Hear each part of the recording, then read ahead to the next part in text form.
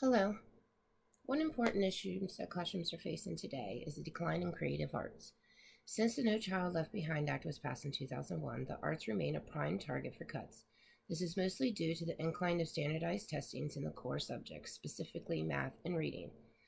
This act was set forth an annual achievement goals and tests for grades 3 through 8 in an effort to achieve 100% proficiency from all students each school by the year 2014. Each school is required to meet certain proficiency goals through adequate yearly progress, and those that fail to do so will face consequences.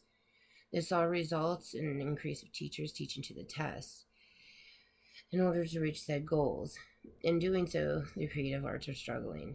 A survey done within the first 6 years of the Act being implemented showed that out of 349 school districts, instruction time for the core subjects were raised, meanwhile reducing the time for other subjects like creative arts. Skills that taught conceptual understanding and writing through open-ended questions were replaced with multiple choice questions instead. Not only has the curriculum changed, but the focus on particular children has been narrowed down to those that are more proficient in their work. This has led to a struggle for those who are already failing behind because they didn't get as much instruction. These findings leave the proverbial door open for one to advocate for children to receive a better education through the reintroduction of the creative arts. As a budding educator, one could be nervous and unsure on how to do so, let alone know where to begin. After some extensive research, a few sites were found that provide toolkits for one that wanted to advocate.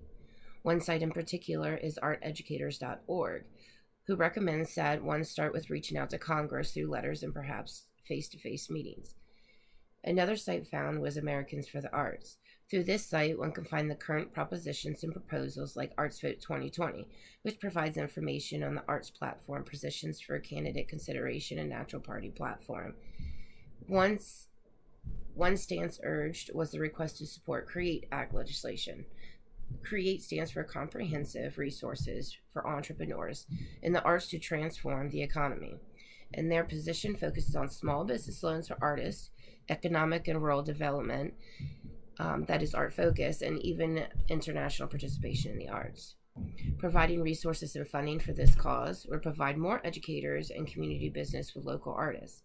This should in turn provide more arts in the community relationship, more arts in the community school relationships that will hopefully grow into more arts in the classroom. For further information on this, though, you can click the link below. Lastly, there is another way that educators can advocate and even incorporate the creative arts into a daily classroom curriculum. For example, math is incorporated into music through time, tempo, beat, and measure, while shapes can be used to create illustrations. Illustrations can then be used to bring a story to life. Movement can also be used to bring stories to life and incorporate math through movement counts.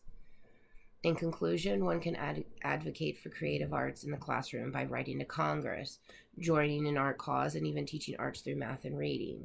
The creative arts are important for growth and development, and one can incorporate it into their core subjects. Thank you.